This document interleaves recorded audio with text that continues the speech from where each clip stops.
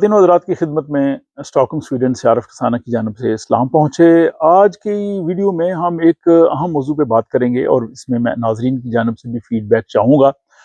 गुज़श्ता दिनों एक video viral हुई थी लाहौर पाकिस्तान के एक हॉस्पिटल की, जहाँ पे डॉक्टर्स जो थी वो सिज़ेरियन ऑपरेशन कर रही थी, सी सेक्शन, और उसमें वो बता रही थी कि कौन जल्दी कर रहा है, और इस पे फिर आपने देखा कि हर तरह की जो है वो बात की गई। ये पहला मौका नहीं है कि वहाँ से इस किस्म की वीडियोस जो हैं वो रिलीज़ हुई हों। इससे पहले भी कई इस तरह की वीडियोस आती हैं। एक मरतबा पहले भी एक आई थी कि एक जो डॉक्टर साहब हैं ऑपरेशन थिएटर में, वो साथ कॉफ़ी पी रहे हैं, साथ गपशप लगा रहे हैं, और वो सारी ये जो है वो वीडियो बना रहे हैं।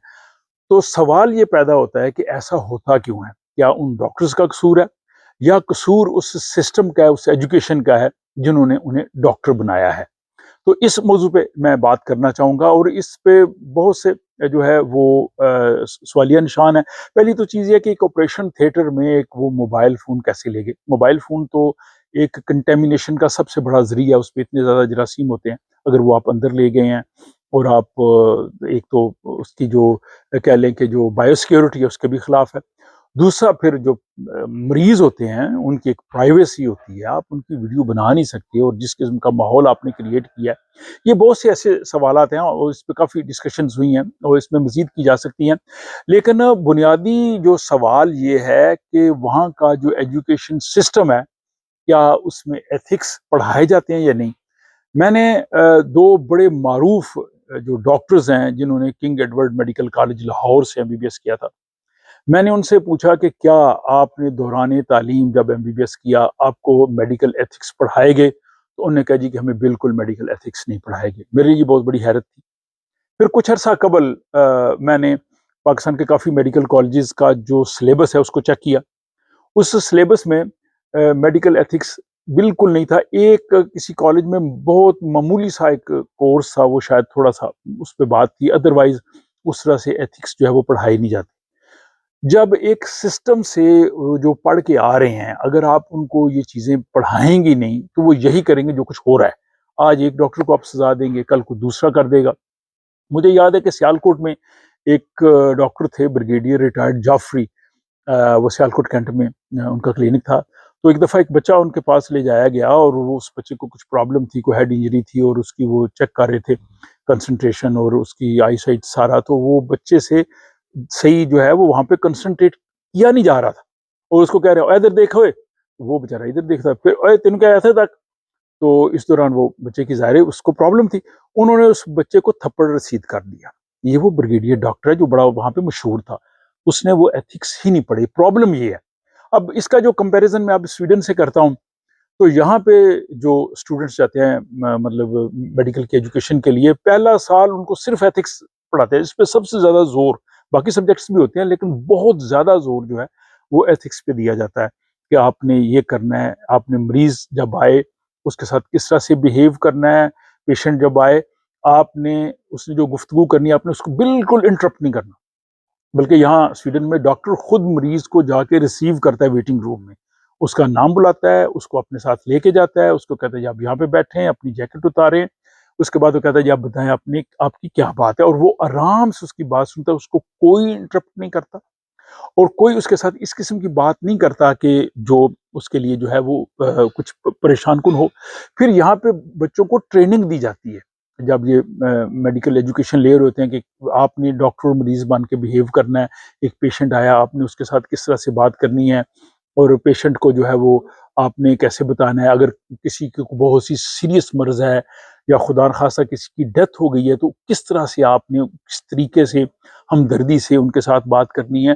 फिर इनके जो एग्जामिनेशन होते हैं, बल्कि यहाँ ये भी एग्जामिनेशन में बाज़ औक़ात पूछा जाता है जब फाइनल एग्जामिनेशन है, कि आपने एक पेशेंट का जो है वो गलत ट्रीटमेंट किया था, और आप जो है वो दुरुस्त नहीं थे। अब नेक्स्ट टाइम वो पेशेंट आपके पास आया या आपकी उससे मुलाकात है, आपने उसको कैसे बताना है कि मुझसे ये गलती हुई थी, मैंने गलत, मेरा जो डायग्नोस था या ट्रीटमेंट था या जो भी मैंने आपसे बात की, मैं उस पे शर्मिंदा हूँ, और ये स्वीडन में एक इदारा है आईवीओ, जहाँ पे आप मेरे खिलाफ शिकायत कर सकते हैं, ये इसके फॉर्म है।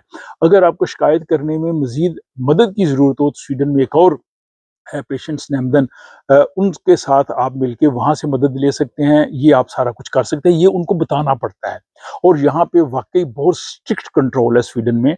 यहाँ पे जो है वो जैसे मैंने कहा कि आईवीओ अदारा है, वो डॉक्टर्स को चेक करते यहाँ अभी रिसेंटली एक और न्यूज़ आई थी अखबार में कि यहाँ पे जो हम लोग होते हैं, आम जो पेशेंट हैं, उनके लिए एक सिस्टम है, लोगों को पता है कि 1117 उस पे जाके ऐप होती है, उसमें डॉक्टर के पास आप जब भी जाते हैं या नर्स को मिलते हैं, आपके बारे में उसमें इंफॉर्मेशन लिखी होती है कि आप ये आपका ये डायग्नोज ये हुआ, ये आपका ट्रीटमेंट हुआ, ये आपकी मेडिसिन है।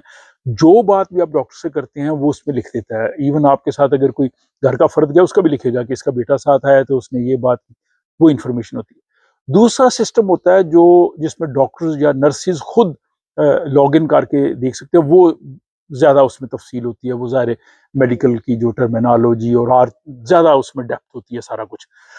अच्छा, वो यहाँ पे एक नर्स थी, उसने 5 मरतबा लॉग इन करके उस सिस्टम के तहत, हालांकि उसका अपना था मामला, लेकिन वो कर नहीं सकती थी क्योंकि सिर्फ वो बंदा चेक कर सकता है जो ट्रीटमेंट दे रहा है। यानी आपका जो कह लें जिसको हुस्न करे क्या कहेंगे, अपना आपका फैमिली डॉक्टर जो होता है, वो कर सकता है, या जिस डॉक्टर या नर्स के पास जा रहे हैं वो कर सकते। कोई कोई डॉक्टर किसी दूसरे का चेक नहीं कर सकता, ऑथोराइज नहीं है कानूनी तौर पे, इवन अपना भी, अपनी फैमिली का भी। तो उस नर्स ने 4 या 5 मरतबा उस सिस्टम में खुद लॉग इन होके अपने बारे में पढ़ा और उसको जो है वो अब धर लिया गया है और उसके खिलाफ केस चल रहा है। बल्कि कई मामला आया, किसी ने अपने बेटे का पढ़ा, किसी ने अपने बाप का पढ़ा, तो यानी उनको भी अलाउड नहीं है। यानी एथिक्स का ये आलम है। लेकिन वहां पे जो एथिक्स हैं वो चूंकि पढ़ाए नहीं जाते, प्रैक्टिस नहीं किए जाते, तो उसका नतीजा यही रहता है। बल्कि ये तो ह्यूमन साइंस है ना, एनिमल साइंसेज में यहाँ पे जितने भी एक्सपेरिमेंट्स होते हैं, यहाँ पे एक जो कमेटी बनी होती है, एथिकल कमेटी, उसके पास पहले केस जाता है। एक तो आप साइंटिफिक बनाते हैं प्लान के, जनाब हमने इस पे रिसर्च करनी है, ये करनी है, वो करनी है, वो सारा सिनॉप्सिस करके फिर उसको वो भेजते हैं एथिकल कमेटी, जिसका एक जज उसको हेड कर रहा होता है। फिर उसमें साइंटिफिक बॉडी के लोग होते हैं और उसमें प्राइवेट लेमैन भी होते हैं जिनको कुछ पता नहीं होता आम पब्लिक से, और उसमें वो लोग भी होते हैं जो एनिमल एक्टिविस्ट रहते हैं, जो एनिमल एक्सपेरिमेंट्स के खिलाफ है।